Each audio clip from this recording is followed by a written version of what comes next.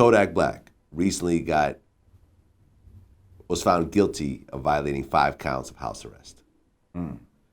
So he's out on parole, probation, whatever he's on for some other stuff that he was involved in. And he keeps going out. He's rolling around the country. He's doing this. He's doing that. He was supposed to go into counseling and so forth. He fucked that up. He grabbed the arm of the counselor, just doing a bunch of dumb shit. Right. And I believe he's, 19 years old? I don't know. Same age as Lil Yachty. So literally 5 counts of house arrest, which means that he's going back to prison. Right. I mean, I believe he's in jail right now. So he hasn't been sentenced yet, but he's going back. I mean, what's your take on Kodak Black overall? To be honest, I don't even know where he came from. Like, he just seemed like to just pop up on the scene one day. Like, He's from Florida. Right, I know. I don't think about him like that. I mean, I don't think he's a dope rapper or nothing like that. I don't, you know. But I feel like people like him because he sounds like very, very hood. Like, you know what I mean? Oh, like yeah. One of those extremely southern hood, you know, dudes. Like, that's all I could see of why they like him. Like, I don't think that he's dope. Well, his album was surprisingly good. I wasn't a huge Kodak Black fan myself. The stuff I heard was kind of mumble rappy. But when I listened to the album, I'm like, oh, okay, musically, he put together some interesting songs. Did he? Okay. You see footage of him rapping at like 10 years old. He had been at it for a very long time. So there's sort of a method behind what he does. He's not just going in there and just bullshitting. Like, this is someone that's been working for half his life to get to this point. And he's finally there. And now he's fucking it all up. He's in jail. And the judge even made a comment about it just doesn't seem like he has, people around him that have his best interests at heart. Mm-hmm. Now, you've been in hip-hop most of your life. Mm-hmm. You've seen this, I'm sure, over and over again, where you have someone who ends up blowing up at an early age. And then they're just self-destructive to their own career and life. Well, and they have people around them that don't have their best interest. Right. That promote this because they're too worried that they're going to get fired. Mm-hmm. Did you ever have that? What's that? Did you ever have people around you that was ultimately, yes men? I tried very hard not to have that, but I saw other people in my crew have those type of people around. You understand what I'm saying? Give me an example. Like Puba. Puba Oh, seems Puba like had quite a few yes men. Quite a few yes men around him. And that's what will embolden you and, you know. I remember reading about this a long time ago when they were talking about how Puba's solo album was about to drop. And he had the deal with, I forgot which label. Elektra. Mm-hmm. And they had a whole promo tour laid out for him, and he just didn't even show up at the airport. And at that point, the label just said, fuck this. They just pulled the plug on the whole thing, and they're like, okay, whatever it sells, but we're not going to post any money and put any more money into this project. Yep. And even though I thought it was a great project, it didn't do what it was supposed to do. Like, he could have had the world at that point. If he just would have did everything he was supposed to do, he would have been so much further. Yeah, he was kind of, would you say at one point he was sort of the Drake of hip hop? Like, in terms of like, this is the dude that everyone's fucking with. He didn't have the run that Drake had, you know what I'm saying? But at one point. He was cooler than Drake, though. Yeah. But he did have, he was one of the top motherfuckers at that time. Yeah, like, and his guest appearances, like on the Mary J. Blige shit, was just fire. And that was kind of, if you think about it, that was kind of early. Like, all that guesting and like doing some real good shit on a guest record, like, that seems like commonplace today. But back then, that was kind of a big thing. Like, oh, you gonna rap on an R&B record? Like, huh?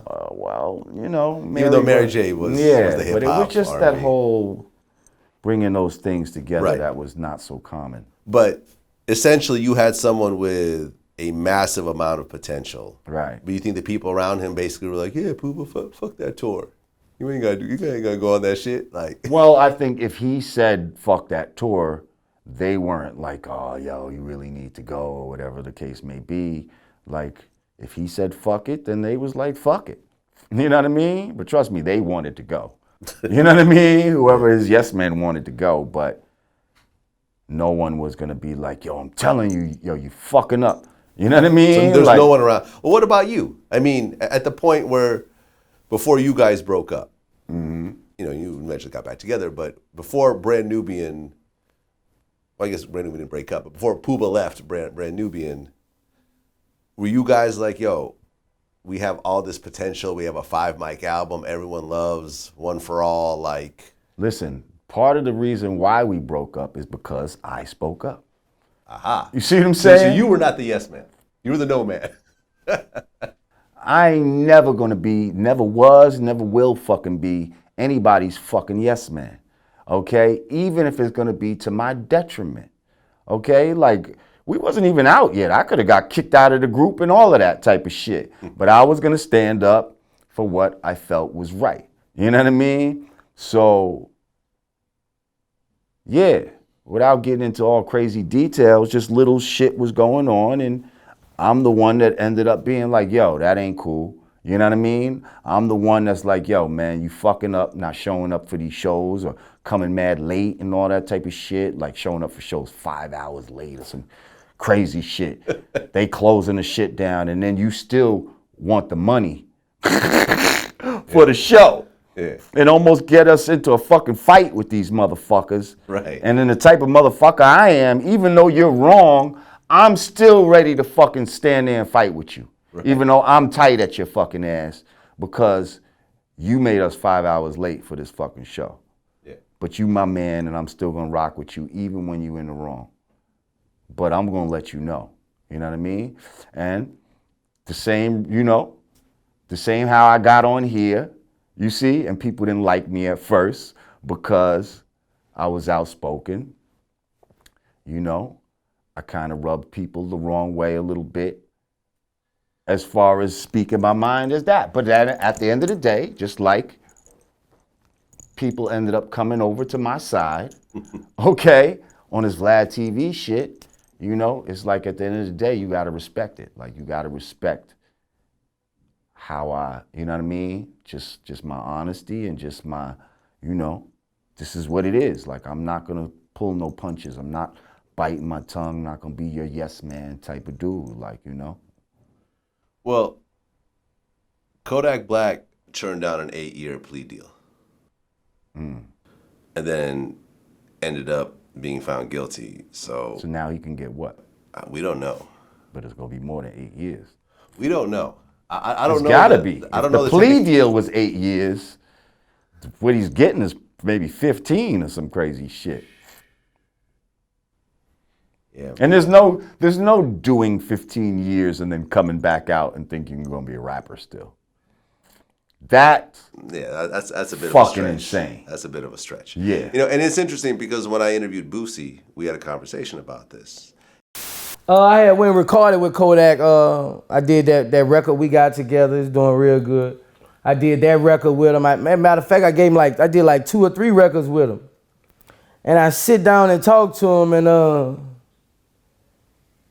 I just was basically telling him, man, if I was you, I'd get from Florida, man. You know, you young coming up, you already in a little trouble. I was just trying to tell him, get from Florida, but you know, from talking to him, Kodak, just like I was when I was younger, like, I ain't going nowhere. Ain't nobody making me go nowhere, you know.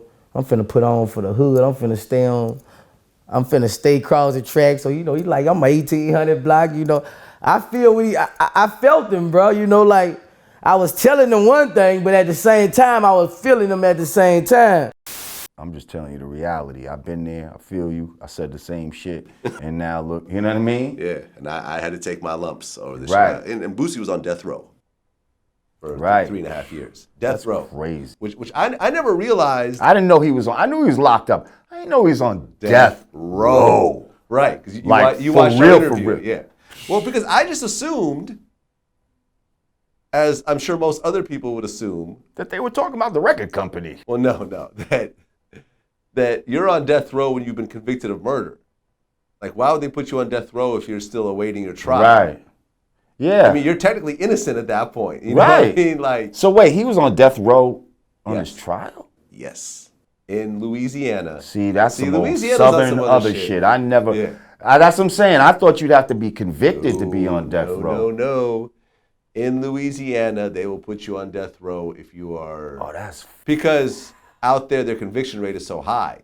They're like, we pretty much know you're gonna be here anyway, so let me Get your murdering ass. Get your ass ready. Let me just get you acclimated to this whole, because this is where you're going, motherfucker. This is where you're gonna stay until we finally kill you. Wow. Yeah, he was on death row for 3.5 years, and he beat it.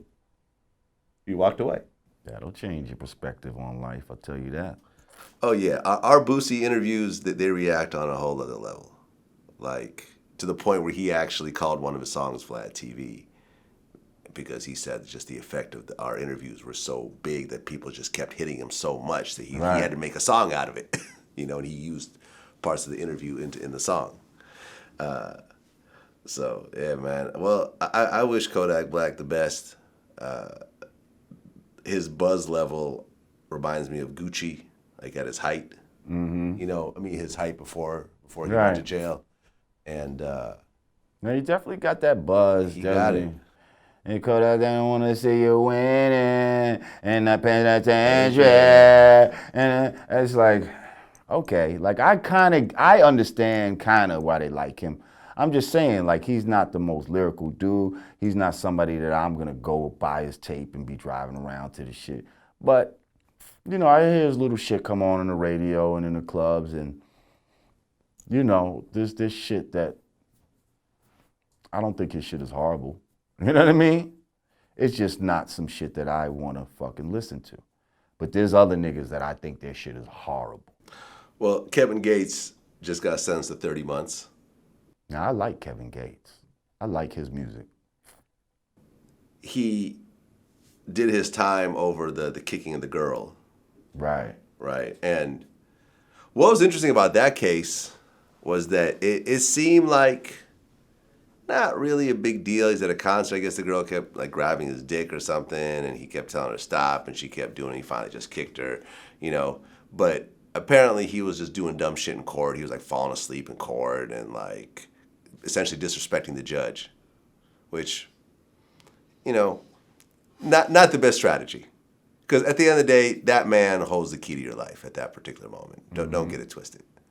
So he was about, he gets sentenced to like I think like a year or something. I forgot how long he was sentenced for. But then he's about to get out, and then boom, he gets transferred to Chicago where he had a gun charge, and now just the other day he was sentenced to 30 months over that. So that's another 2.5 years in prison.